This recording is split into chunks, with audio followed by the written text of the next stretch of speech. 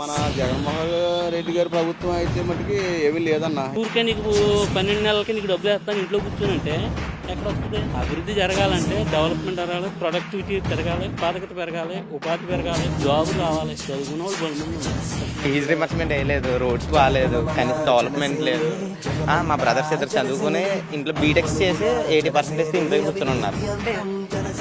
కూడా సర్ప్రైజ్ చూడు, చాలా బాగుంది పరిపాలన. ఇసుక కూడా అమ్మేసుకున్నాడని దౌర్జన్యంగా పరిపాలన ఎలా ఉంది చెప్పండి జగన్ అన్న. 5 సంవత్సరాలు అయింది. మా గ్రామంలో ఏ విధమైన జిల్లా పరిషత్ సంబంధించి ఏ ఒక్క నిధి రాలేదు. పెన్షన్లు ఆనాడు ఇచ్చారు, ఈనాడు ఇచ్చారు. అలా పంచాయతీలు తెచ్చుకున్నాం. ఇవాళ వాలంటీర్లు పెట్టాడంటే ఎక్స్ట్రా ఖర్చు అవుతుంది కదా. గంజాయి ఇప్పుడు ఇవాళ పల్లెటూరికి వచ్చేసిందంటే అంతకంటే దౌర్భాగ్యం ఇంకైతే లేదు. రేపు పొద్దున్న ఇదే కంటిన్యూ అయితే గవర్నమెంట్ ఇంకా యువత పాడైపోద్ది. యువత పాడైపోయిందంటే లేడీ ఆడత రోడ్డు మీదకి రాలేని పరిస్థితి. పెంచేస్తాం, ట్యాక్స్లు పెంచేస్తాం. చాలా దౌర్జన్యం ఉంది. ఆటో కూడా అమ్మేసుకుని డ్రైవర్ కింద చేస్తాం ఈ రోజు. ఎందుకంటే మేము లాస్ పోయామండి.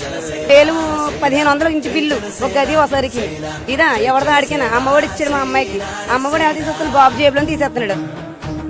నేను ఎరుగున్న కాడ ముఖ్యమంత్రులు చూశాను, ఏ ముఖ్యమంత్రి కూడా ఇలా చేయలేదు. ఈ రోజు కూడా పట్టకటానికి చాలా ఇబ్బందిగా ఉంది ప్రజలకి, చిన్నోడు కానీ పెద్దోడి వరకు కూడా. విపర్తి వేణుగోపాల్ గారు బలమైన వ్యక్తి అయినప్పటికీ కూడా ఆయన్ని బీట్ చేసే విధంగా గిడ్డి సత్యనారాయణ గారు చేసే కార్యక్రమాలు ఉంటాయి. ఖచ్చితంగా జనసేన గన్నవరంలో జనసేన జెండా ఎగురుతుంది. సత్యనారాయణ